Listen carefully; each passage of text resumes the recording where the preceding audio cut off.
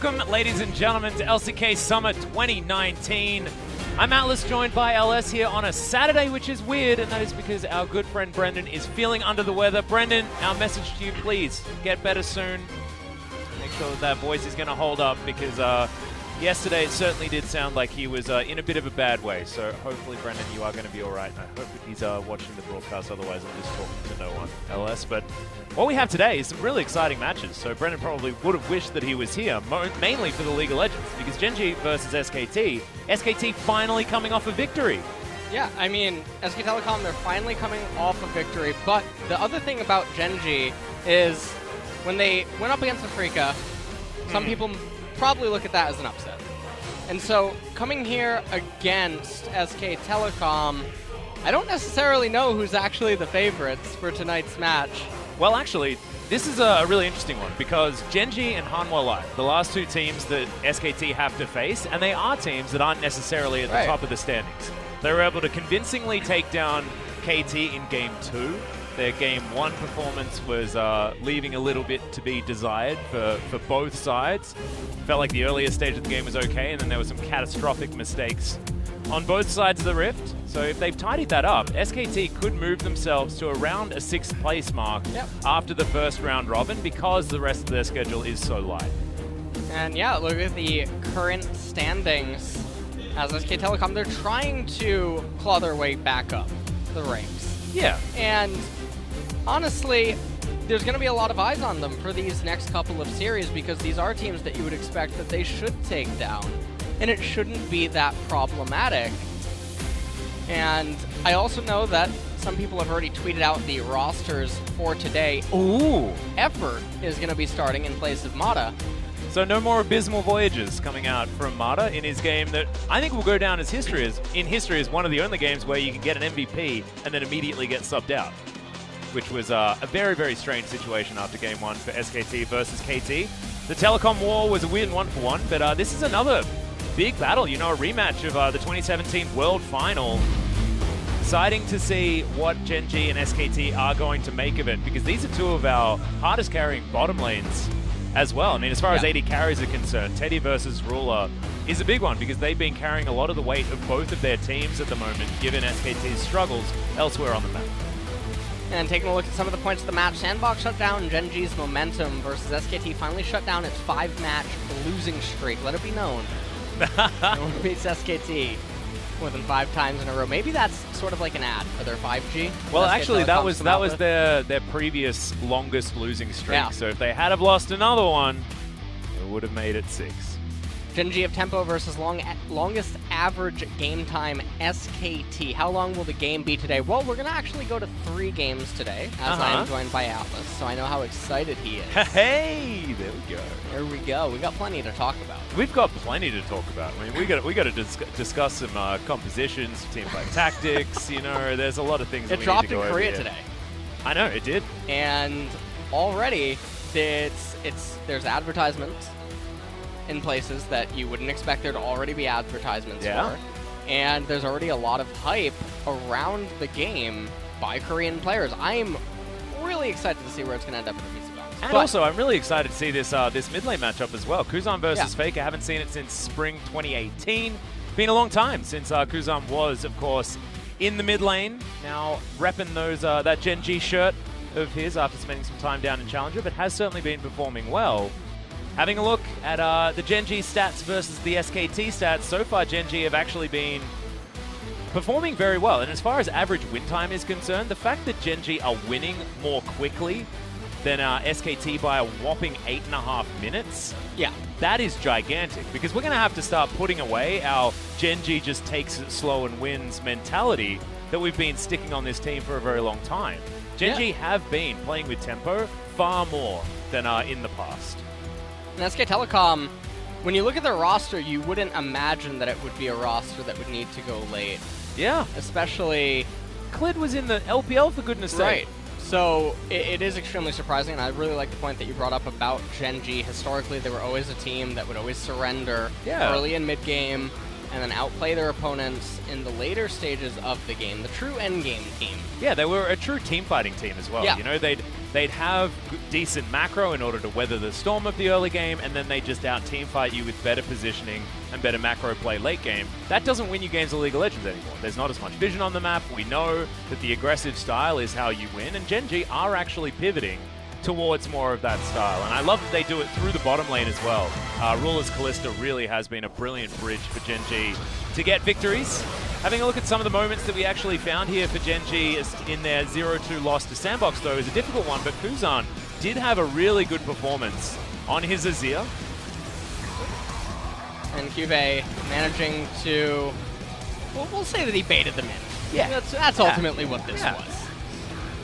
And this was not the worst look for GenG against Sandbox. It was a 0-2, but it was a lot closer than we'd otherwise expect. Kuzan having some heroic performances. I was ready to give him the MVP, but then Sandbox stole that match out of the way. Remember, this was this would have been a match that you would have really liked, LS, because I believe there was triple Infernal Drake in the first game, and then triple Infernal double mount for Sandbox in the second. I am a little bit excited. I might need to use the lavatory. Well, Kahn actually avoiding this particular gank was really impressive as well, as FLICKR was the first person to truly use the disguises Nico in an offensive manner that I've actually witnessed. He was very, very good at it throughout this series, back-to-back games of Nico in the Telecom War, and FLICKR was a hard carry. Picked himself up an MVP, I believe, in the second game. We'll have to see what FLICKR can end up doing here today, as a lot of people do think that Kuzan is one of the main driving forces of GenG's turnaround so far here in summer. And so he does will be on that matchup. Yeah. Just a little. Just a wee bit. Yeah. And this was SKT being able to push forward for a victory. The first game was definitely a little bit of a worry here, so things to look at for both SKT and KT. After that, we'll see whether they have been able to pivot. Over the last couple of days, Teddy versus Ruler is always going to be the matchup that we're looking for. Both of these guys very, very good at farming things out, and having a couple of games on Sona each makes it impressive that they're still first and second here in the LCK as far as farming is concerned. And Teddy, for the most part, in the majority of SK Telecom's games, has really been the standout player that you can't fault. And in fact, I mean, a lot of people even joke that it's Gen Air Teddy all over again. It is. Now he's trapped. Yep. He's trapped in SK wherever Telecom. he goes, he's going to be trapped there. The old Gen Air Red Wings meme is certainly a strong one. But Teddy and Ruler in similar situations so far this season. You know, teetering on the bottom side of the standings. Of course, 5th place at the moment for GenG, but things are a little bit rougher moving towards the end of their schedule. And we've been mentioning Ruler's name and Teddy's name when we're talking about the best AD carries here in Korea, and I don't think that has changed at any point. Like you mentioned, as you can see at the back there for SKT, it is going to be effort on the roster as we introduce both of our teams. Blue side first off for game number 1 of the day will be GenG. No Songwon in the jungle. That is, of course, Peanut there, CuVee, Kuzan, Ruler, and Life. Life has been brilliant. Life's good. You know? Life is good. It's good. Are you talking about the player? I am. Are you talking about Life? I'm talking about both. At the same time? Both. Yeah, at the same time. Absolutely. Because madman. I can. That's the point. That's what's so beautiful about it. But Life really has come into his own so far this season. I think that there were a few nerves, a few jitters when he made his debut, but it's finally settled down and he's had some brilliant performances. We all remember back to his Gragas getting solo kills, Mickey X style, of course. We've been watching a bit of the NA-EU Rift rivals. This is the SK Telecom that we've wanted to see, though. Finally, coming off a win. It was a 2-0. Don't watch the VODs. Just watch the fact that is a 2-0 on the screen that we saw before, and see whether they can tidy up their play moving into this series. Who do you think are the favorites today, Atlas? SKT, in my opinion. I think the viewers are. The viewers are the favorites for tonight's series. You just baited me into giving an opinion, so you could not offer one back. Right. Nice work, nice work. All right, checking out the rosters here as our AR is going to fall from the sky. I'm always impressed. I'm never going to let that down. You know what? People actually are never so impressed, though. Like, they are going to be so misguided. They're going to come to the stadium, and they're going to sit in the audience and wait for this to happen. Like, where are my damn flags? Exactly. They're going to start looking up, doing a double take at the the big actually, screen. I mean, it is on the screens. Yeah, but it's not in front of their eyes. Yeah. Yeah. It is a little bit weird because it's like this image is on the screen in Lol Park right now. So it's sort of like some weird Inception things going on right now. There's definitely a little bit. Yeah. It's a strange one. It's like we don't need to see inside of Lol Park. We are in Lol Park. Yeah. Ruler on your screen right there. He's got one of his biggest tests here today. And it's a weird thing to say when we're talking about a 8th place SK Telecom, a team that has been struggling, but Teddy hasn't. Teddy is still a dominant, unless he's on Sona. If he's on Sona, then let's not talk about that. We shouldn't talk about that. Yeah. But he's still played it twice this season. I get it, because Sona can't talk. Hey! I see what you did there. That was I didn't do it, but I'm really glad you found that I did. I might have done something. Teddy's not amused. No, Teddy's never amused. Not ever. Right now, he's feeling a little bit nonplussed by the looks of things. See whether that's going to change, whether that killer instinct is going to come out against these gentlemen over the other side in GenG. CuVee had a great performance, got out his Tom Kench top, as you and I witnessed together, LS. Yeah. And the Gnar as well in back-to-back victories against the FLICKR Freaks, only suffering 2 deaths. They were both CuVee, but it was over a two-game series. And it was a very, very impressive performance. But the fact that they just came off their loss against Sandbox does mean that momentum will be in favor of SKT. Yes, 5-match losing streak. However, they just found a win this week. And that could be enough to turn things around. Morale in the SKT camp certainly would have had a bit of a boost. And one of the curious things that I'm always going to say when I watch SK Telecom come to the stage is, how are they going to draft? Yeah. I'm looking forward to it. I always am. Me too. I'm looking forward to it in a nervous kind of way. Yeah? It's been a little bit different since Koma's been coming out instead of Zephyr. It's a little bit strange that that would be a positive change just because Zephyr is so smart and has been known for incredible creative drafts in the past. But that was really a long time ago on the FLICKR Freaks, and even then when he was drafting for FLICKR towards the end of 2018, it was a little bit rough. So now moving over to SKT, they started off relatively strongly, but there were still question marks here and there about how they've been putting together compositions. I want to see this man back on the Nico.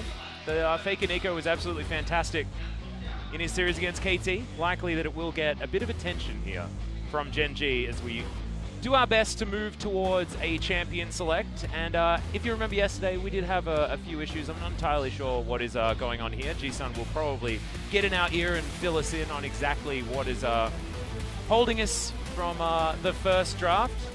It's the same network issues, guys. So G-Sun has let us know that we just need an extra 5 minutes or so. And that means we get to talk about the important games. Yeah. Teamfight Tactics. Absolutely. So, what are your compositions that you're going for at the moment? Last time I watched, I think you were going Pirates. Yeah, still going Pirates with Pyke. You are such an economist. You're such an economist, aren't you? I play blue and Magic. All right, all right. You don't know what that means. I know. You've taught me about red, but I don't know about blue yet. Stay away from red. You have self-respect? No. You're one of those people, I just play Face You play Hunter. Murlocs? I play Face Hunter. Oh, you're a red player. Oh, yeah. Yeah. No, actually, I'm not. No? I'm a Control Priest player. That's what I was. So you'd like blue? Yeah, I probably would. Excellent. Yeah. Excellent. Do you like drawing more cards than your opponent? Yes. Do you love like that. Denying them any right to do what they want to do? Yes. Yes. Do you like it when they're unhappy? Yes. Me too. I'm a Karma player. Yes. Oh, yes. Sorry, Chakarez, but it's true. That's just what Karma does to League of Legends if we're going to reassociate it back. So, do you just hard go for it every time? I mean, I never played auto chess, right? So I'm still pretty inexperienced, but I feel like there's 2 timings, right? Which is experience 8 out of 10. Yeah. You dump your gold at 8 out of 10 experience, and then you dump again at 16 out of 10 to try to get tier 3 Graves, Tristana, tier 2 Pyke, and tier 2 Gangplank. And then you stockpile. Yeah. You in a lot of HP down to like 50, 40 maybe. Yeah. And then I think that you transition either into Yordle or into Brand, depending on what the opponent's team comps are. Okay. You can move out a Gunslinger. But if you get MF and you get lucky, because you're a Carousel Kahn, Yeah. right? Okay. your Carousel Kahn, then Your third carousel of the dream. Yeah.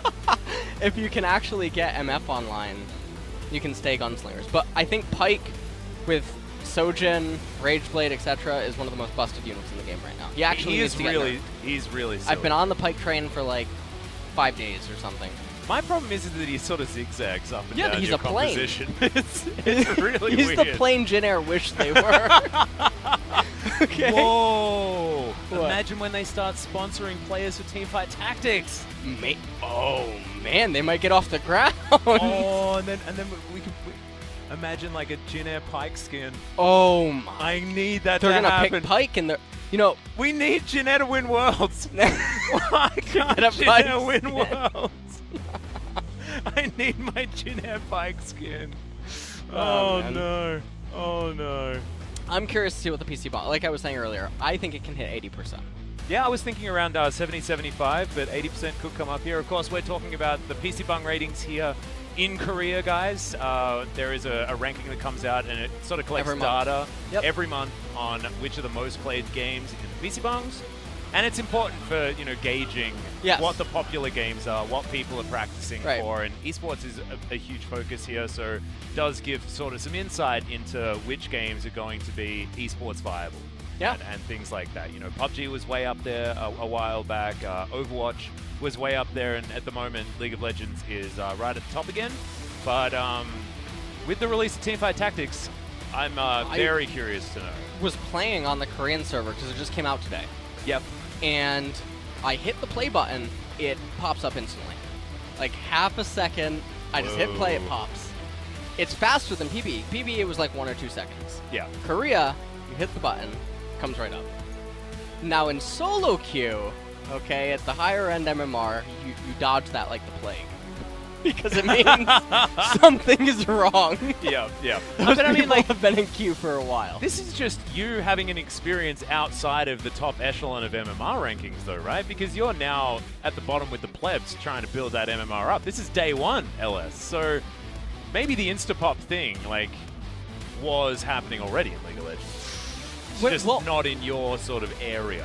So my caster ID on Korea was set at 1200. Uh-huh. So I had to start with everyone else, and those were pretty fast queue pops. At D1 Master-ish, it can range anywhere from 30 seconds to a minute and a half, maybe, Okay. max. Yeah. But these are really, really fast.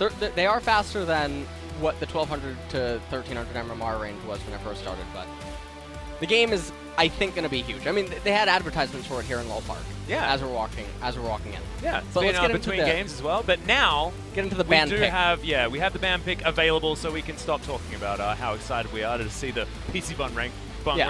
rankings for some of our games. Let's see what they actually draft here. Is it going to be Void, Yeah. Assassin, or do you think they're feeling Glacial? Yeah, Okay. Glacial Yordle or something like Yeah. that. What is this crazy Yordle. pirate elementalist?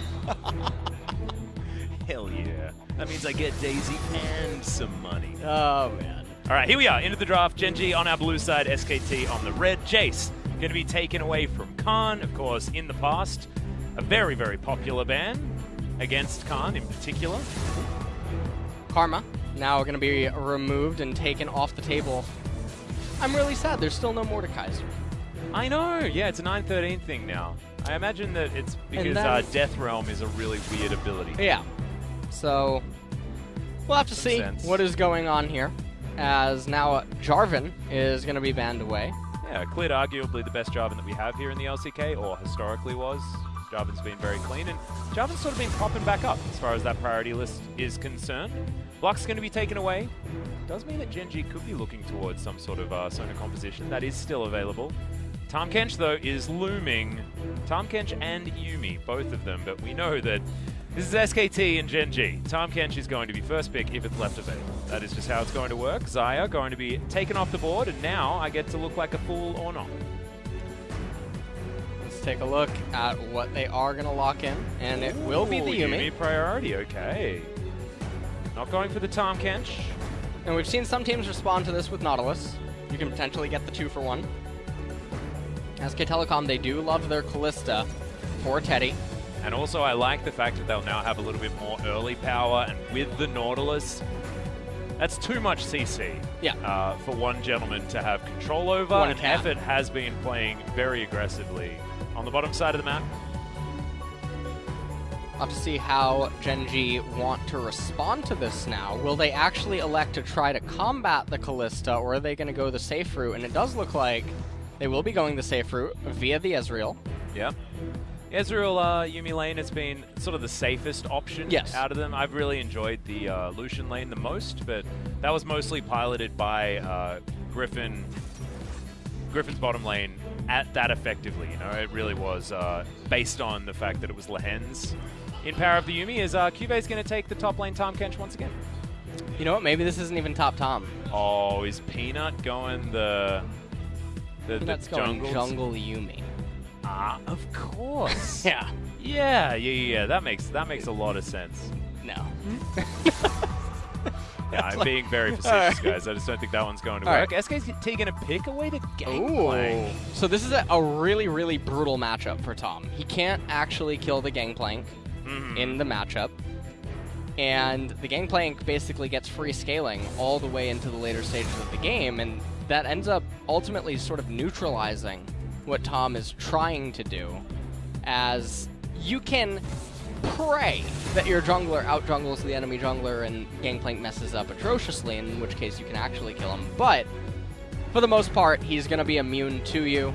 You can't really get onto him, and he's just going to get so many free Qs on you and so much free farm that the lane is a true nightmare, especially because it's so easy for him to go call and still remain unscathed throughout the duration of the lane. Probably go Kleptomancy as well. We've seen most of our GPs picking up the Grasp of the Undying just to get through difficult lanes, but even in even matchups, things like that, GP has opted in for that one, but it's likely that Kahn just goes straight into the Klepto. If it is confirmed that CuVee is going to be taking the Catfish towards the top side. Bans have already come in, though. The Nico going to be banned away from SKT, as well as the Elise. Clid not going to be on any early power unless he decides to lock in the Xin Zhao, which is going to give him a little bit back, because the Olaf was also banned away here. Xin Zhao is a little bit interesting here, primarily just because the Ezreal already has the Yuumi and the Tahm Kench, and Xin Zhao has to commit himself extremely heavily. Yeah. And Ezreal with Yuumi and all of those champions are able to kite back so easily, and right now we're having a Jax hover, which makes it a pretty nightmare situation for the Xin Zhao. Assuming that that's a jungle. Jax. Yeah. Whoa, Kahn. Peanut. So Ross would be really strong. Jax is definitely the safer of the two options. The Umbral Trespass with you and me as well, though. We had a conversation about this we got to see it, actually. Cast. Yuumi stays attached. Stays attached. While everyone Ross goes is inside of inside. you. Yeah. That's really weird. There's too many champions. It's like you're being watched. It's like the Russian doll thing. It's really creepy. It's like there's a chair in the room as it's taking place, you know? I don't know, man. I don't know. Okay, well... That's a Corki that's been locked in, so that's going to be going over to Kuzan. It's a very defensive kite backwards comp, and the way that SK Telecom has drafted up until this point, you need a very long-range champion to try to combat this, because if you go full-on aggression, you put a timer on yourself, which is not congruent with the narrative that you're trying to go with when you end up picking that GP. You don't want to put a time. Oh, okay. But SK Telecom, going against the norm, do want to put a timer on themselves. So despite having picked the Gangplank, knowing that the opponent's hands were face up with the Ezreal Yuumi and Tahm Kench locked in, and then also even seeing the Jax, they decide to double down on their team composition and effectively say, if we don't beat you before 3 items, I guess you can just have the win. Well, I mean, I see that, and I know that there is a lot of teamfight power here on this GenG side, but GP does skew that just a little bit. His scaling towards the later stages is going to be very, very strong, and he's going to be accelerated based on the matchup. Only one that really effectively scales against GenG, Akali against the Ezreal and the Corki with the Yuumi. Yeah, that can't is really rough. Get easy access. Xin Zhao gets self-locked up by the Yuumi. The Tahm Kench is a nuisance as well. It's really, really hard, and there's so much pressure right now on the Gangplank in order to actually make this team be effective in the mid to late transition. SKT, they need a lead. Well, let's see if they can get it. This is going to be your roster on the side of GenG. Once again, going back to that Tahm Kench on the top side of the map. Peanut on the Jax in the jungle. It's been a while since we've seen Peanut piloting the Jax, but Jax has been a favorite of a lot of our LCK junglers in the past. Moving over to the SKT comp. The Akali was picked up for FLICKR towards the end, and will we be able to be graced with more of the incredible Akali plays that we've seen so far? Of course, Showmaker with the most recent ridiculous performance. It was incredibly impressive, but here we go, game number 1.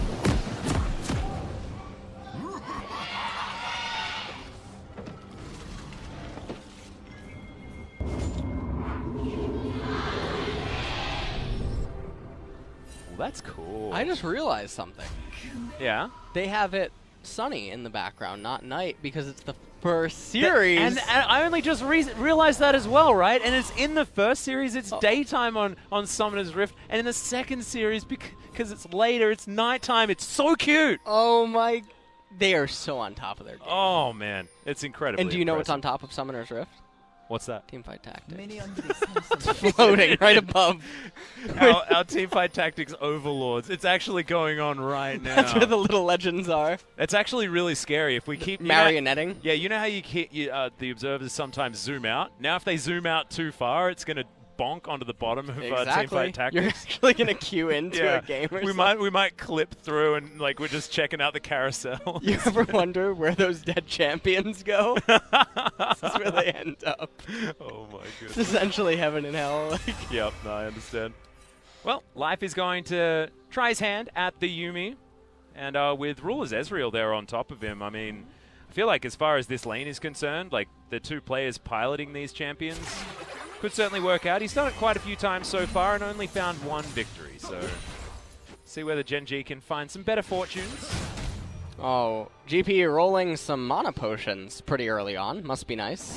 Must be nice to run like God. Well, I mean, this is just... it's a bit of a nasty time here to be CuVee. He's got an unsealed spellbook. He's going to be able to get around this map relatively effectively. And at least, I guess, you know, the Gangplank isn't going to kill him. Well, he can. That's the scary thing. Even with the Kleptomancy, there's definitely kill potential by the Gangplank until the first recall comes in for Tom. And with the Spellbook, he doesn't actually have kill pressure. The only way to actually kill GP as Tom would be to run Phase Rush and then try to kill him, because he always gets out of your Devour, but you can manage to stay on top of him. And so without that actually being present, CuVee's in this for the long haul, which is really scary. Especially when you consider the Jax isn't really able to help, given that he's blue side Jax, and so it's a long lane gank coming from left side river, which is a little bit difficult for him to orchestrate. So we'll have to see. He's also going to end up on bottom side of the map as well, giving a blue side start. So yeah, things are going to be a little bit rough there up in top lane. Well, CuVee, this is the experience that he's had on Summoner's Rift almost throughout his games. So he's no stranger to just taking the abuse and hoping that it frees up pressure elsewhere on the map. But already 400 gold is the lead, and I'm assuming that that's almost 100% Kahn taking money out of the catfish, like a pinata. That's really rude. Yeah. You know, that's exactly what it is, though, man. Like, catfish have rights. They do. Someone needs to call PETA. Yeah. You know my mum's name's PETA? I always get really confused. Rita? Really? Yeah, P-E-T-A. And it's spelled exactly the same way as PETA. Animal rights organization. And so when people say call PETA, I'm like, why? You need to tell my mum something? Like, what's going on? I do. Oh, really? I need to tell her that her son is very handsome. Aww. Absolutely. Thanks, Nicholas.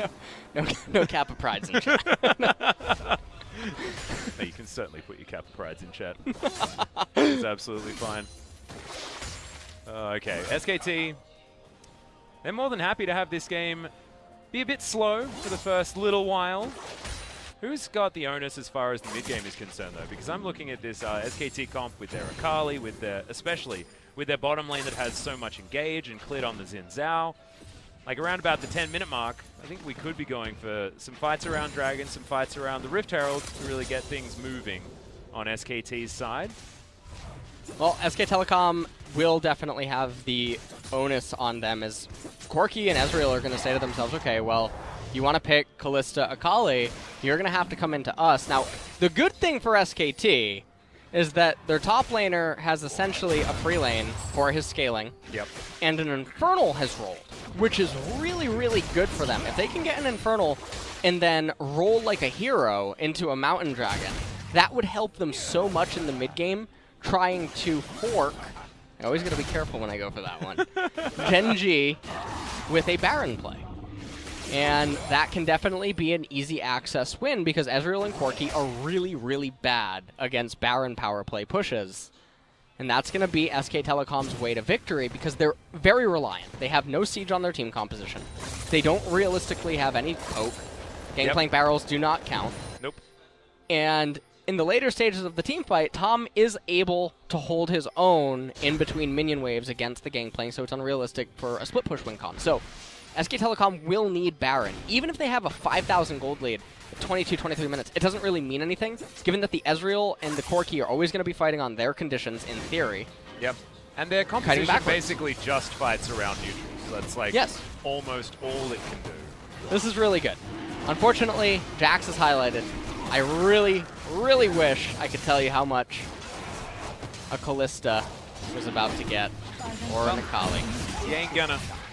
CuVee's got 69 AD though, so that is that's exciting. Kahn taking a bit of tongue lash damage, but otherwise straight up does not care. Yeah, hasn't taken a turret plate yet. When your Gangplank starts pushing in and taking turret plates, that's when you know you're having a bad time. But CuVee's at least kept up in the farm. Things going all right. Gets himself very, very deep control ward into SKT's jungle also. And he's itemized really well as well. Going for the tier 2 boots this early on, he's able to take a little bit more of a beating, remain mobile, and try to look for plays elsewhere because you know you can't actually do anything to GP straight up. Yeah. Effort and Teddy. Looks like they're getting a little bit frisky down here on the bottom side. You can see that largely because Clid is in the area. Gets down, clears out all of the vision, triple control ward. This is the reason why that Infernal Drake was so incredibly free on SKT's side. About 2.5 minutes, until Shelly shows her face. Kuzan comes in. We do have a couple of Sheens completed on GenG's side. No Trinity Forces just yet, as far as those corporate power spikes that we love to talk about taking place. We'll see where Ruler's going to go as far as his build, whether it is the Iceborne Gauntlet or something like the Trinity Force that we've seen a few of our Ezreals start taking if they do have the augmentation of the Yuumi. What would be your suggestion as far as Ezreal build this game? I would be really surprised to not see an Iceborne Gauntlet only because it's so effective against all of the members on SKT. You know that they have to dive into you. Yeah. The Kalista has to kite in. Nautilus has to try to land a hook onto you or R you into engaging onto you. Xin Zhao needs to engage onto you.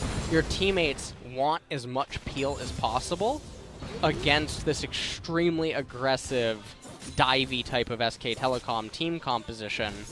And so I think the Iceborne is just such a powerful augment to that.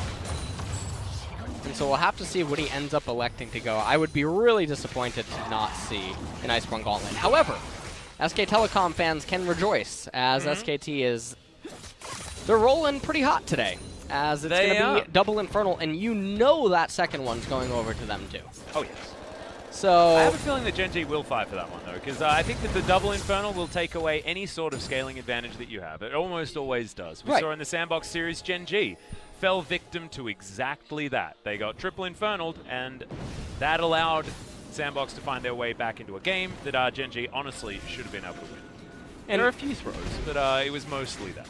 It's really sad to see, because if you're GenG right now and SK Telecom rolled a Clown Drake, you would say to yourself, okay, no big deal. If SK Telecom rolled an Ocean Dragon, no big deal. Mountain Dragon, okay, it's a little bit problematic, but there's still ways to manage it. When they start getting these Infernal Dragons and they have such augmentation to their mid-game power spike and their ability to threaten certain things on the map that happened that early prior to Baron even existing, that's where things can get a little bit dicey, and it does feel very bad, like you were pointing out, in regards to the scaling advantage that you would otherwise have, because all their numbers are getting bolstered and amplified. I don't think that double Infernal makes GenG out of the game. It does definitely soften the blow, and it's extremely helpful for SK Telecom. It might change the GenG win condition though, which is the really rough thing, right? And it'll create another way for SKT to win this game. Give them some more opportunities. Because it means split push is going to be an option, right? If they start getting to a point where FLICKR's just going to have so much more bang for his buck. Infernal Drake, of course, scales so well with Akali just because she can utilize both the AP and the AD. Right. And the Gangplank is another one. You know, you can actually get to raid boss status as the GP, and also he's happy to have a bit of AP on his side. Also means those oranges going to be a whole lot more effective. FLICKR goes down to about half health, taking that fast bomb to the face as GenG do get some priority here in this mid lane, 40 seconds before the Infernal. And 40 seconds before the Infernal, but Kuzan is at half mana. He does still have a lot of his biscuits in the Corrupting Potion. FLICKR getting chunked though, yeah, on FLICKR's has teleport side. though. Yeah, it does have teleport. So FLICKR's going to be able to come back into this lane, TP here. You can notice that Kahn's TPing. Now I'm curious to see if we'll see the rotation out of Kahn that I've talked about many times on the broadcast, which is you hard crash the wave on a cannon, you path to the dragon, you teleport back up to top lane. Doesn't look like that's actually going to be the case. He does have Cannon Barrage, so this is a Gangplank, so it's a little bit of a different scenario. He can Peanut. theoretically be there. As, okay, in goes Clid. Peanut does have the Counter-Strike, though. Jumps over. The leap is going to be good. No summon is invested into that particular moment. Teleport from the Ezreal to get back to lane. That's the 2-for-1 special, giving Life the ability to move over there as well. That is going to be item spikes coming in, but Ruler could only purchase his pickaxe and an extra Sapphire Crystal, so not exactly too much. As now, CuVee's moved down, and you can see GenG do not want to give away that second Infernal. And GenG, they don't want to give it away, but I really don't think that they're going to have a choice. That's so much gold that Tom would miss out on. He doesn't have teleport available. He has Abyssal Voyage, but it's a rank 1 Abyssal Voyage, so it is an Abysmal Voyage in its current state. And you can see he's moving down. That's really painful. Kahn just actually killed Tahm Kench, basically. Well, Kahn's going to get the first roam as the Dredge line is going to land. Peanut explodes. Just nothing he can do. The final chapter comes in. Ruler's trying to get out of the way, but the Yuumi and the Ezreal just evaporate. That's going to be 3 kills as well as an Infernal Drake and SKT. A brilliant start and a great teamfight win. And that churn of events is so massive of a tempo swing across the board. Kahn indirectly killing Tahm Kench up in top lane is something that isn't occurring on our screens right now, and that was in terms of experience as well as minion gold. They get the dragon, which is the second Infernal Dragon. They get a teleport out of GenG as well, and FLICKR ends up picking up a kill there onto Ruler. They just get so much value. They get the Scuttle Crab, and now they're in complete dictatorship of the entire game. They should also be able to get the Rift Herald, which is then going to convert into more gold. It might be... And this is a free rotation. Yeah, they can also make towards top side. They're looking for CuVee. No, he's embracing it. Yeah, well, he is embracing it. They're able to use the Wind Becomes Lightning on the minion wave as well as the Tahm Kench for added efficiency, as CuVee is just obliterated. It's very efficient. Yeah. It is extremely efficient. The fact that you can have that thought, though, yes, whilst he's dying is just the most dead for that Catfish. So, unfortunately, Sir Thomas goes down, and Teddy's going to reap the rewards. 2 of these turret plates coming in. I don't think I've seen SKT rotate as good as they have this entire split as they are right now. They recognize, hey, the second Infernal Dragon went down. It doesn't matter if we trade plates in bot and top. We get to be in close proximity to the next major neutral, which is the Rift Herald. So it doesn't matter if we go blow for blow in terms of turret plates, because we win out elsewhere. We get a stronger priority rotation. We get more value on the map, and we continue to accelerate. It might be too far too gone for GenG here, who's down about 4,500 gold, as well as 2 Infernal Dragons at 14 minutes. Well, this is even more impressive right now, because that tempo advantage that you're talking about, it's the proactive play with a plan from SKT's side. You see they littered this side of the jungle with Vision.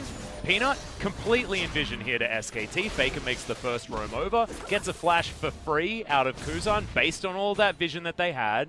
They used the Rift Herald top side of the map, didn't exactly get a high value charge on that turret, but they allowed that tempo advantage of the Rift Herald to force GenG to move on over, as Kahn had to flash top side of the map against CuVee before this play happened. Some added context there, guys, before he just went down for the most free kill. Yeah. And he ended up only using his Ignite during that, not the end of the roll. So, as we return to live, though, we can see that things are not going very hot for GenG. Not so much, but the wave has been shoved out here by CuVee. Means that these are dead minions that he's never going to be able to walk up to, though, with the amount of control that SKT has on the top side of the map. Bottom side there's still a few wards around the area, but GenG have lost control. Let me tell you, It's a bit rough. Yeah? what would be very nice for SKT. It's not going to happen, Okay. but it would be nice. What would be nice? When Sir Thomas pushes the wave back into gangplank, Yeah. he utilizes his HP regen and 3 corrupting potions to freeze the wave What in front is of his this? turret. Well, hold on. I'll add the Okay, punchline. Okay. Indirectly or directly creating a neutral objective on the map in the form of a frozen minion wave that is causing the golden experience gap to widen with each passing minute, forcing a response from the losing team. I know. That We're in is season 9. insane. We're in season 9. It's No, you can't. slow down. You can't create a neutral objective. Slow down. No, the game has to revolve around a Baron buff or an Elder Dragon, and I will hear nothing else, LS. All right. Okay? SK Telecom want to play ping pong. Watch as Kahn he's going to be a gentleman. He's going to shove this wave back into Tom. They're going to play ping pong in top lane for a couple of minutes. I mean, Wait a second. freezing this particular wave is We can't actually freeze this one. utterly genius if he was able to do it. If he had done it prior when Tom handed him the wave. yeah. But No, we don't I- see this in pro play yet. Yeah. To take away from the sarcasm and the facetiousness that we were throwing out before, it actually creating extra objectives like that will suit this SKT composition that, like we said, had a pretty one-dimensional win condition with this composition. They don't siege Corki could have without just froze. Baron at all. You know, things like that. What? Corki could have just froze. You saw the size of that wave Akali handed him? Yeah? He could have froze. Yeah. But he's got a Choose- phosphorus there. And it feels really good murdering minion waves with a phosphorus. But where does he have to be right now, Atlas? He has to be on the bottom side of the map getting Where- minions. What does he need to do? He needs to go and pick up a package. He doesn't. He's under no obligation to fight. Just freeze the wave. Well, speaking of waves, we saw Cannon Barrage utilized. Top side of the map, that was Kahn clearing out that one, making sure that CuVee couldn't get some extra time. SKT is going to pick up the third Drake, but it's a Cloud, so GenG, of course, not as worried about that one going down. The damage in the Drake department has already been done. As FLICKR going a bit aggressively onto CuVee here, goes into his Shroud. Clid in the mid lane alongside Teddy and Effort. As the Park the Ezreal in mid certainly is going to be a strat that GenG are now going to try and utilize. Well, at this point, Ocean Dragon is actually a breath of fresh air right now for GenG. And here's the issue. A sea that breeze, I as it talked were. about. So you don't have poke on your team composition. Your champions, despite having 2 Infernal Dragons, are not strong enough at 18 minutes to just face roll dive tier 2 turrets. And so why does SK Telecom, or why a lot of pro teams in the world do this, why is Akali pushing again? They're just playing ping pong over and over, and the gold deficit isn't really increasing. Well, I mean, it is 6,000. Sorry, 5,000. So it is. It was I mean, 4.5. Yeah, I guess that was the result of the very- Dragon fight. Right. It's extremely small, and they're playing ping pong instead of finding ways to actually say, hey, GenG, you're no longer allowed to get gold inside of this lane unless you want to come break it, thus forcing you to overextend, and now you have to fight us when you're at a deficit. And Instead- also creates a moment that SKT control, right? Exactly. They know what the answer has to be, Thus you and, freeze. and therefore the freeze is going to All work, right. and especially because they have a composition that relishes Wants to that fight. moment. Yeah. Right. It wants to fight. It wants to And say, it doesn't want to fight around a turret, guys. That's what Exactly. we're saying. It doesn't want a turret to be there, so they do want their own turret to be there, right? Like they want their own but- turret. But the siege is not something that this composition is very capable of. Unless you use Fate's Call to dive, but that's if SKT is really far ahead, which is not really part of a win condition necessarily. As here in the mid lane, Ruler is very capable of holding on to this, but Now as we tick over to 20 minutes into the game, this is where SKT can find those fights around the Barons, things like that. As our waves are being shoved in everywhere. 1-3-1 is the opportunity here for SKT. It's not exactly the greatest 1-3-1 comp, but when you've got double Infernal and a 6k gold lead, it does turn a composition like this into something that can potentially get the 1-3-1 working. And, well, SK Telecom, the other thing that they'll have going for them if they do keep eating all of these dragons is the Elder. Yep. Will be on their side. And the enemy red buff is also on their side. This is the thing. If you keep shoving these waves in, you can deny enemy jungle camps. That is something that you can do. You always keep the waves pushed up so you deny enemy vision as well. I mean, there's reasons to not freeze as well as there's reasons to freeze. But in this game, we're just recommending that freezing would have been a really cool idea for SKT to create an opportunity to get some picks. Yep. Right now, I mean, it's not necessarily that the onus is on them to really get anything done, though, because SKT are now in a winning position, and they want to find just an opportunity to get some soul vision around this Baron that they definitely don't have right now, and then try and take control that way. I will say that a lot of that is mostly due to the double Infernal Dragon. Yes. The 5,000 gold lead, we talked about this in the pick ban. That wouldn't be the biggest deal. If you just look at the items on the members of SK Telecom, if you remove the double Infernal Drake, it's really not that scary when you consider how Ezreal and Corki conduct themselves in a fight. Yeah. But it's the stat amplification coming from those two dragons that actually make it so if you're a GenG fan, you sort of sigh and just say to yourselves, well... Yeah, it's sort of like, it's done this weird thing where it's changed a lot of abilities from, you know, CC and frustrating, like a Cannon Barrage, something like that. That goes from, you know, being an ability that would slow you down a little bit to an orbital nuke that could actually just destroy you. And I mean, I know it might be a little bit of an exaggeration, but it just does shut things up a little bit of a notch. You ever get to the Raptor camp in TFT and roll no items? Yes. Yeah. That's how GenG feels. The worst is like rolling like one item, like a Negatron cloak, on the first round of minions, and then just getting nothing from Krugs, and you're like, why am I playing this game? And that is the worst feeling. It happened to Papa and I at the same time in a game. I love to both of us at the same time. I love when stages 1 through 3 against the neutral camps, you get no items, and then you look over at some of the other players Sansa visited. Oh, no. It's raining presents. Yeah, exactly right. They've got like Morellonomicon Garen and then like double Rageblade Vayne behind it. And you're like, oh, okay, I guess you win then. Cool. I also really love when you like make a decision to go a certain kind of comp and then just get like only items that do nothing for that comp. You know, it's like I want to play Rangers, and then you just get only Tear of the Goddess from everything. Yeah. And like, man, if I had decided to go a Katarina comp, things would be great right now. But no, not so much. Was that an Infernal? Wow. That was an Infernal. SKT picked that one up for free. No worries there at all. Now they're going to be able to transition some of their vision towards the top side of the map. They did want to continue their monopoly on these Drakes and actually pushing to an Infernal, as Drake number 5 is going to be great news here for SKT, because they'll create a situation in the late game, if they do make it to 35 minutes, where Elder for Baron is going to be a decision that SKT can dictate, which is very similar to what we're talking about with the freeze. That is a win-win for SKT, because if they go for a trade, then SKT will always win.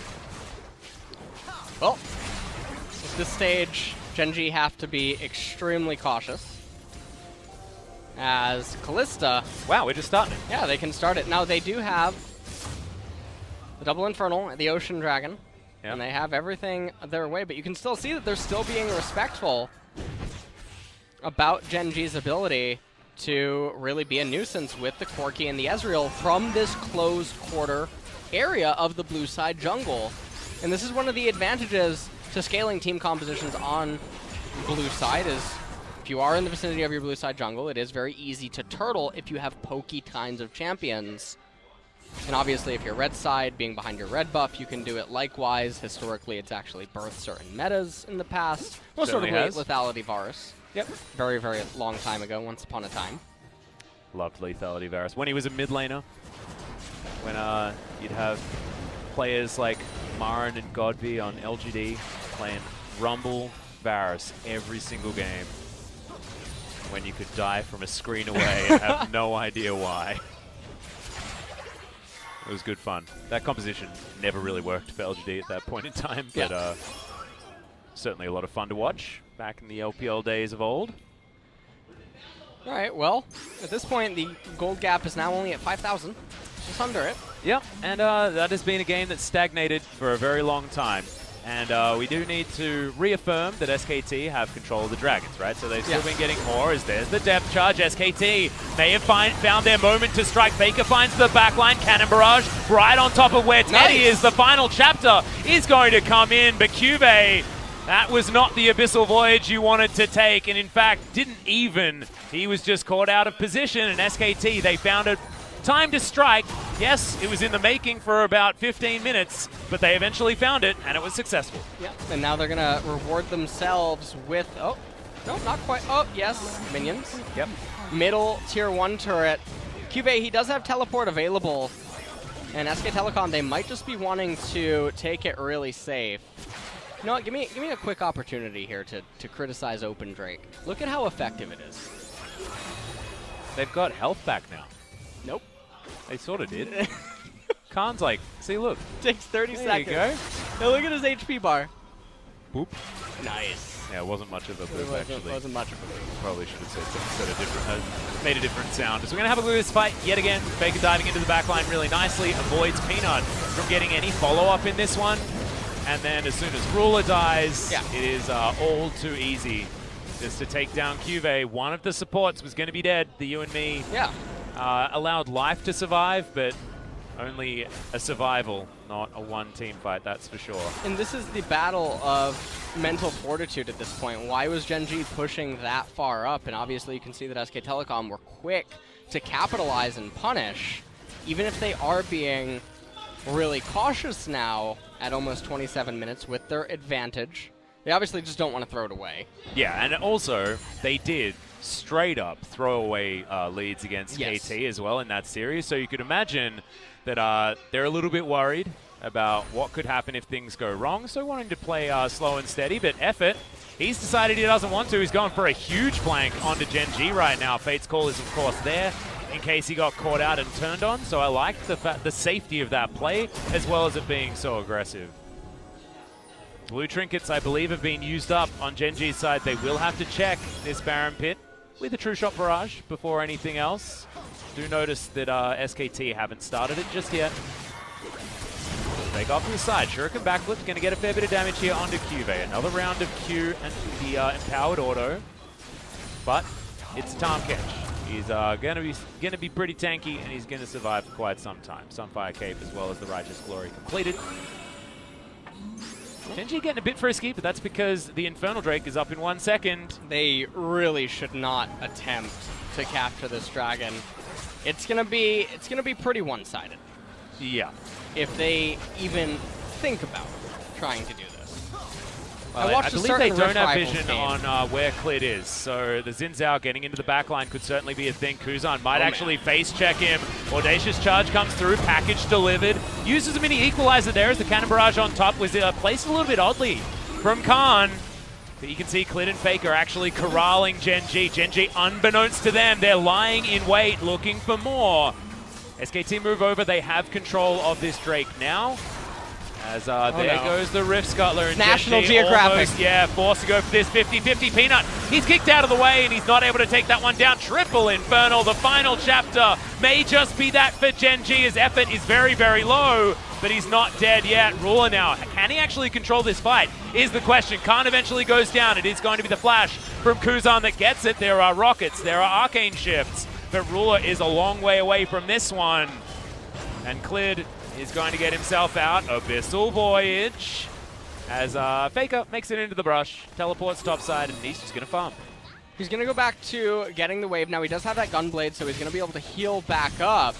25 seconds, and then Kahn is able to teleport back as well, which is why you don't see GenG running towards the Baron. As poorly as SKT played out the capture of that dragon and then the posturing around it, you got to... or everyone got to catch a glimpse of how strong the GenG comp is. Yeah, despite how far behind they are. Imagine this on even footing. Look at the amount of damage, but also look at how SK Telecom is posturing. They don't have any of their abilities. available. FLICKR is inside of the Dragon Pit. Teddy is kiting in.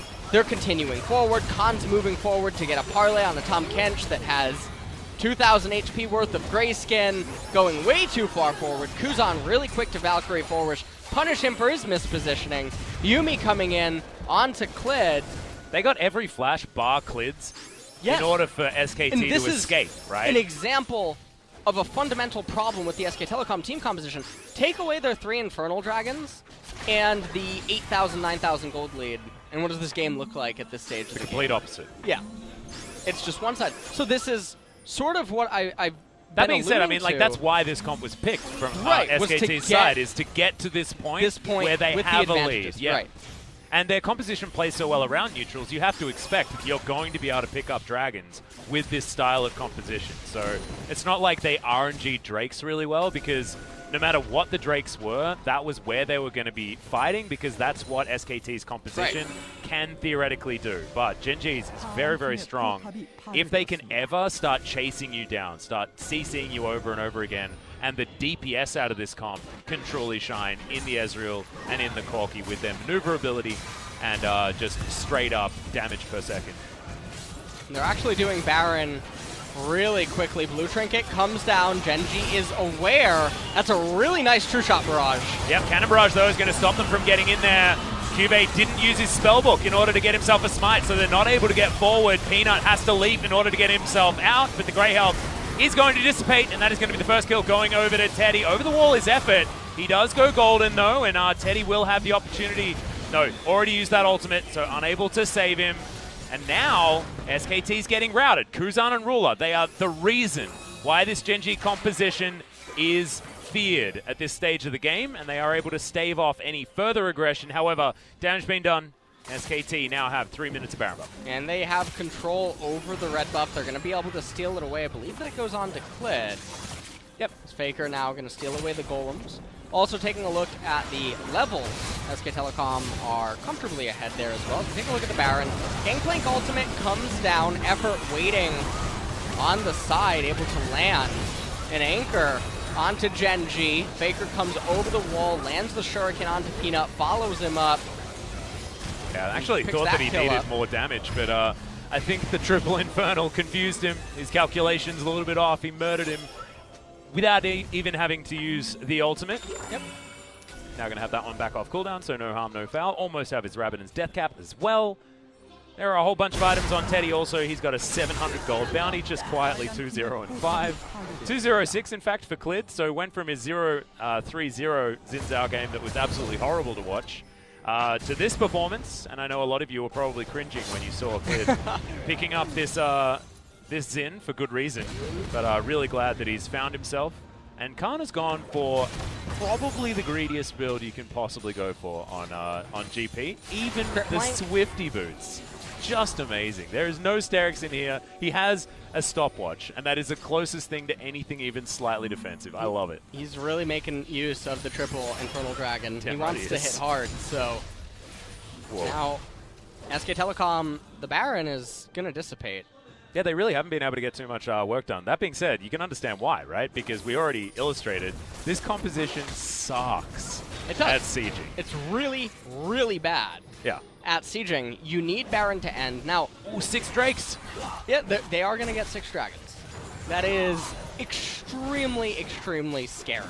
So once they get the Elder Drake, that means that, like, basically if Effort lands a dredge line under an enemy turret, they just straight up don't care and they kill everyone, right? Like, that's how it works. If you thought a tier 3 Aurelion Soul pre-nerf was scary, you haven't seen this. Okay? I think you're underselling tier 3 Aurelion Soul pre-nerf. No. I think you are. If anyone's played Teamfight Tactics, they're very confused about what you're trying to say. Because, like, that is the scariest thing in the world. You don't get scarier than that, and you're ruining any ability for anyone to make analogies about it ever again. Like, that is fear incarnate. Well, if it's anywhere near that level, then I'm scared just thinking about it. 6 Drake triple Infernal is really, really scary. Yeah. But this Baron buff is going to dissipate, which I'm really, really sad to say. It's almost an even game when it comes to that Elder Dragon fight. GenG are actually, as crazy as it sounds, almost going to be on even footing. Which is weird to talk about when it's Right. an 11,000 gold lead, right? Normally, like, we're talking about an 11,000 gold lead, and we're like, well, we're just waiting for SKT to figure out a way to end the game.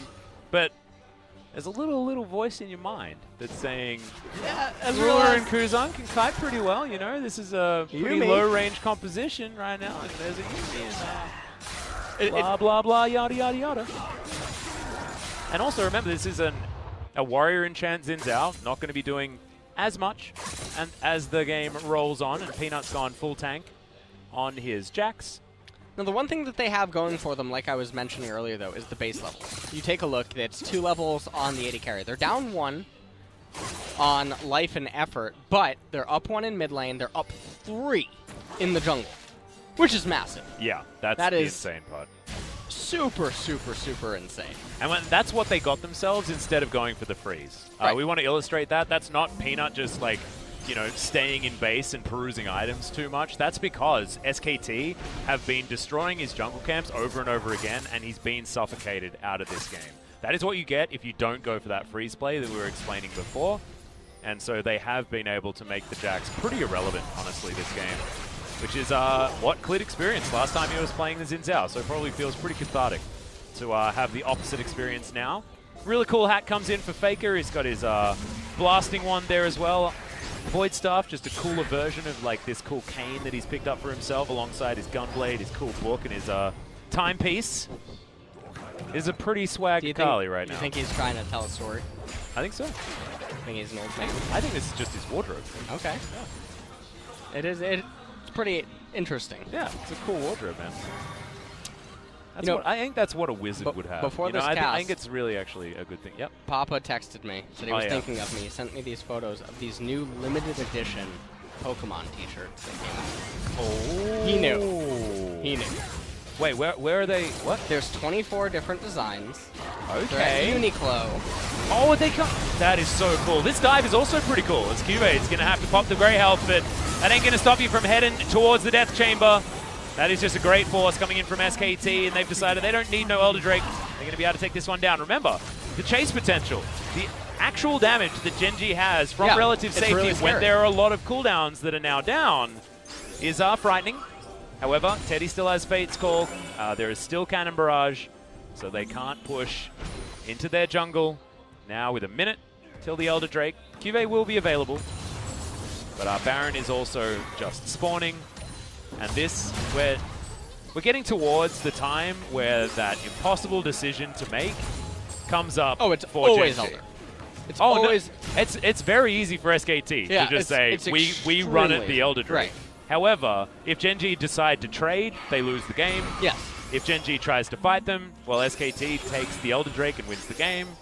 Yeah, if they And also, lose if they lose Elder. the Smite War, right, Right. then GenG gets a nothingness Elder Drake, and honestly, SKT could barely care. So going for a 50-50 isn't as much of a big deal either. So just start a fight around a neutral objective where your composition wants to fight anyway, and it's just win-win-win. It is really scary, though. Cannon Barrage flying forward. Ruler, depth charge is Oh, going to they land got on him him. as FLICKR finds it, dashes back. As there's the package delivery, FLICKR the Gunblade keeping himself alive for a very long time, and Peanut eventually takes him down, but has to waste so much time as SKT, still with 4 healthy members, are able to move down the mid lane. That play from FLICKR was beautiful. Yeah, it was really big, and Peanut's gonna go down. Oh, yeah, Teddy just capitalizing on better vision. Unfortunately for Peanut, he found himself on the wrong side of the rift, and there is a pretty sweet Elder Drake with about 1 billion control wards around it. No way that SKT are missing out on this one. Render's even there for Teddy. They have set this one up absolutely perfectly.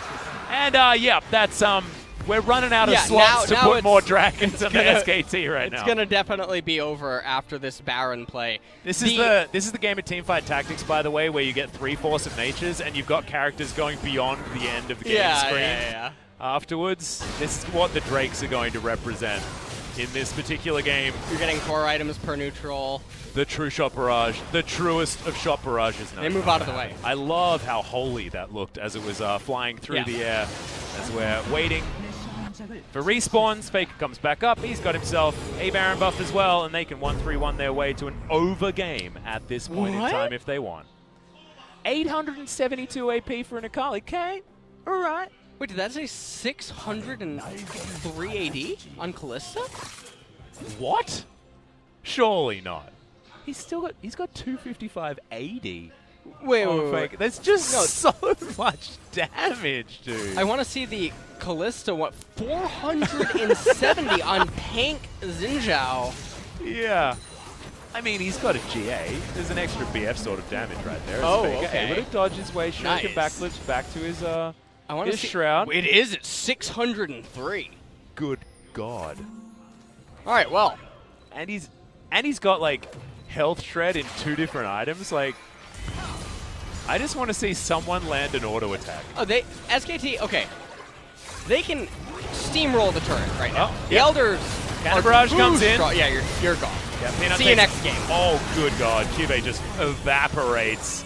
The final chapter is going to be red to GenG right here as the...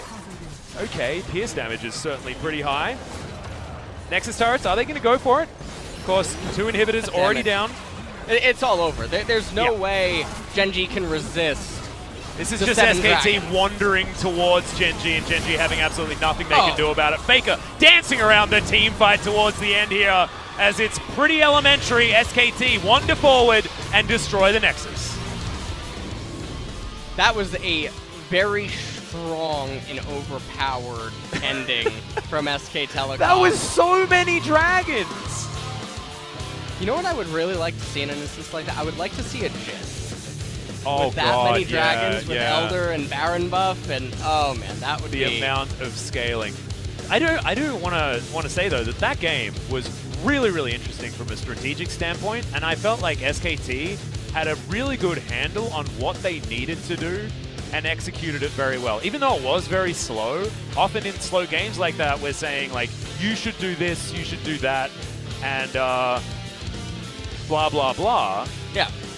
But in this game, it was almost correct, the decisions that they were making. Yes, we were saying that they probably should have frozen towards the top side, but you saw the result of not freezing. It was Peanut being basically irrelevant on his tank jacks 3 levels behind. Like, there were a lot of strategic decisions that SKT made that were just very, very smart. As we're having a look at the damage here, and it was a lot higher on SKT's side. Yeah. Surprisingly, in I the hope mid lane, the fact that there is 100 damage difference between Faker and Kuzan is insane, given the fact that the Akali is melee. Because he shouldn't have the opportunity to do as much damage as a champion that has rockets that take up half the screen. Well, he has the triple infernal bolstering his damage. Certainly does. There should be an Elder Drake there as well, guys, but as we were talking about, the post-game graphic screen just doesn't quite have enough room for all of these Drakes. So an impressive game out of SKT, and actually if we're talking about momentum and what this sort of game means, I'm actually feeling like better and better about SKT. Their second game against KT felt a lot better than their first, but that series was really worrying. This game though, pretty controlled. Yeah. Yeah, felt a little bit like the shutout that SKT's pretty normally good today too, if I do say so myself. Yeah, that was getting the right items. You know, they had their double Spear of Sojourn pretty much locked down on their pike, so don't worry about that one. We'll see whether they're going to be rolling at maximum in game number 2 as well. We're going to go to a short break, ladies and gentlemen. When we get back, we'll see whether GenG has any fuel left in the tank, or whether SKT is just going to roll over him. See you after.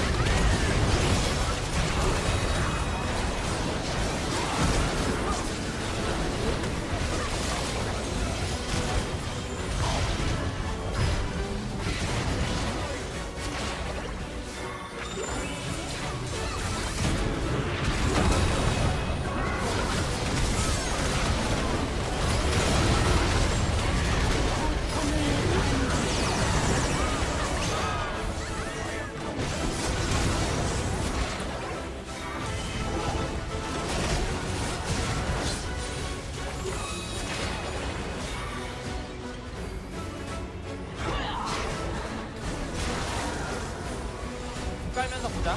나왔어. 궁 깔면 어차피 빼야 되거든. 오케이 지금부터 그냥 끝나? 타워치 생각해. 아이고. 미전 받았어. 타워쳐. 캔지 받았다. 지미고. 오케이 됐다. 가인이야. 돌까 미드로? 아니면 바텀 계속 해볼까 탑으로? 야 미드로 탑 좀만 좀 봐봐. 볼까? 나 궁도 남아있긴 해. 너무 미션 떴다 이거. 근데 못 노플이야. 이즈 노플이야? 노플이야. 이제 아, 그냥 오케이. 코르키 볼 콜게 해요 콜게 해봐. 야 깨자 이거 이거 해봐. 깨자. 좀만 내가 해봐. 궁 박을 테니까 타워 깨줘. 끝날 것 같아 이거. 타워 깨줘. 넥스. 끝났다. 타워 쳐. 이제 개패 그냥 끝내. 이제. 안 죽겠습니다. 나이스. 나이스. 거의 그냥 좀 안전하게 이기긴 했다 그냥. 근데 중간에 이게. 굴리려면 적정을 계속 먹었어야겠네